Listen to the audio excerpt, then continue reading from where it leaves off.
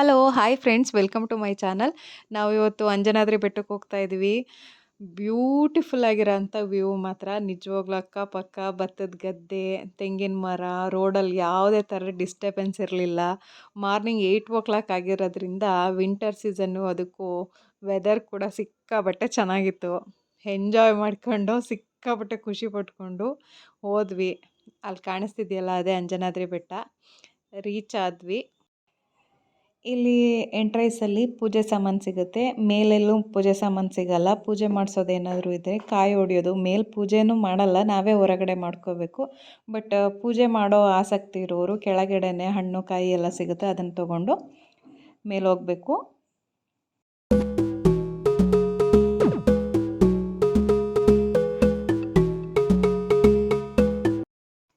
Entrance ಆಗಿ ಒಳಗೆ ಬರ್ತಿದ್ದಂಗೆ ನಮ್ಮ ಕಣ್ಣಿಗೆ ಬೀಳೋದೆ ಶ್ರೀರಾಮನ ದರ್ಶನ ಪಡ್ಕೊಂಡು, ಹಂಗೆ ಪಕ್ಕದಲ್ಲಿ ಆಂಜನೇಯನ ಚಿಕ್ಕದಾದಂಥ ಒಂದು ಮೂರ್ತಿ ಇಟ್ಟಿದ್ದಾರೆ. ಅದಕ್ಕೂ ನಮಸ್ಕಾರ ಮಾಡಿಕೊಂಡು ಪ್ರದಕ್ಷಿಣೆ ಹಾಕಿ ಬೆಟ್ಟ ಹತ್ತೋಣ ಅಂಥೇಳಿ ಮೆಟ್ಲ ಕಡೆ ಬಂದ್ವಿ. ನಾವು ಬಂದಿರೋದು ಸ್ಯಾಟರ್ಡೆ ಆಗಿರೋದ್ರಿಂದ ತುಂಬಾ ಕ್ರೌಡ್ ಇತ್ತು. ಇಲ್ಲಿ ನಮ್ಮ ಕಡೆ ಎಲ್ಲ ಅಯ್ಯಪ್ಪ ಸ್ವಾಮಿ ಆ ಥರ ಎಲ್ಲ ಮಾಲೆ ಹಾಕಿಸ್ಕೋತಾರಲ್ಲ, ಹಂಗೆ ಆಂಜನೇಯಂಗೆ ಮಾಲೆ ಹಾಕಿಸ್ಕೋತಾರಂತೆ. ಸ್ಯಾಟರ್ಡೆ ಮಾಲೆ ಹಾಕಿಸ್ಕೊಂಡವರೆಲ್ಲ ಬರೋದ್ರಿಂದ ತುಂಬ ಕ್ರೌಡ್ ಇರುತ್ತೆ. ಈ ಬೆಟ್ಟ ಹತ್ಬೇಕಾದ್ರೆ ನನಗೊಂದು ಫೀಲ್ ಆಗ್ತಿತ್ತು, ಇಲ್ಲಿ ಆಂಜನೇಯ ಓಡಾಡಿದ್ದಾರೆ, ಆಟ ಆಡಿದ್ದಾರೆ, ಹಾಗೆ ಶ್ರೀರಾಮ ಎಲ್ಲ ಓಡಾಡಿರೋ ಜಾಗದಲ್ಲಿ ನಾವು ಓಡಾಡ್ತಾ ಇದೀವಿ ಅನ್ನೋ ಒಂದು ಖುಷಿ. ಈ ಬೆಟ್ಟ ಹತ್ಬೇಕಾದ್ರೆ ಪುಣ್ಯ ಮಾಡಿದ್ದೀವಿ ಅಂತಲೇ ಅನ್ನಿಸ್ತಾ ಇತ್ತು.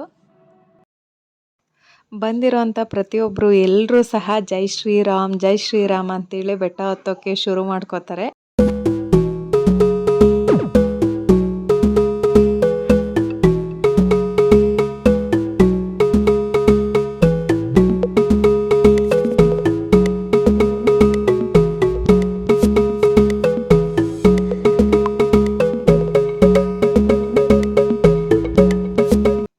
ಮೆಟ್ಲು ಹೊತ್ಕೊಂಡು ಮೇಲೆ ಬರ್ತಾ ಇದ್ದಂಗೆ ನಿಜ ಮೇಲೆ ಹತ್ತುತ್ತಾ ತುಂಬ ಡಿಫಿಕಲ್ಟ್ ಆಗ್ತಾ ಹೋಗುತ್ತೆ.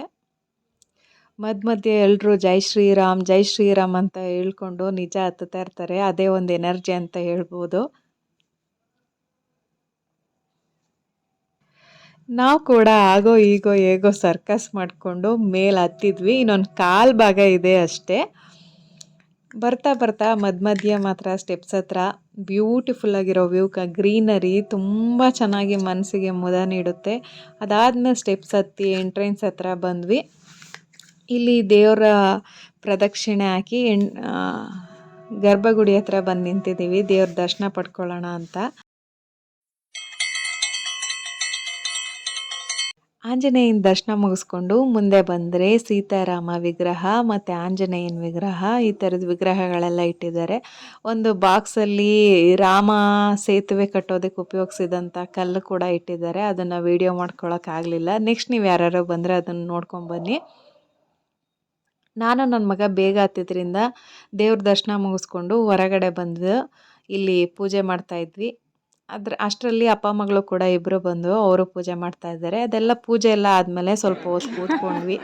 ಕೂತಿದ್ದೆಲ್ಲ ಆದಮೇಲೆ ಬ್ಯೂಟಿಫುಲ್ ಆಗಿರೋಂಥ ವ್ಯೂನ ನೋಡಬೇಕಲ್ವಾ, ಹಾಗಾಗಿ ಈ ಕಡೆ ಬಂದ್ವಿ. ಎಲ್ಲರೂ ಫೋಟೋ ವಿಡಿಯೋ ಅಂತೇಳಿ ಬ್ಯುಸಿಯಾಗಿದ್ದರು. ನಾವು ಒಂದು ವಿಡಿಯೋ ಮಾಡ್ಕೊಳ್ಳೋಣ ಅಂತೇಳಿ ನಮ್ಮ ಮನೆಯವ್ರು ವಿಡಿಯೋ ಮಾಡ್ತಾಯಿದ್ದಾರೆ.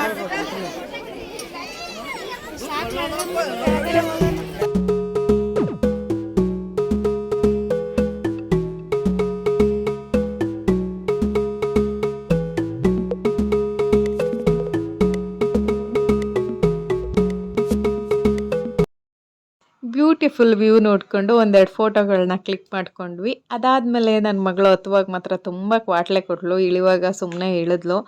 ತುಂಬ ಹೊಟ್ಟೆ ಹಶ್ವಾಗಿತ್ತು. ಅದಾದಮೇಲೆ ಮುಂದೆ ಬಂದು ಹೊಟ್ಟೆ ತುಂಬ ಟಿಫಿನ್ ಮಾಡಿಕೊಂಡು ಹೊರಟ್ವಿ. I hope like this video. Please subscribe ಮಾಡ್ಕೊಳ್ಳಿ. ಸಬ್ಸ್ಕ್ರೈಬ್ ಮಾಡಿಕೊಂಡು ಸಪೋರ್ಟ್ ಮಾಡಿ.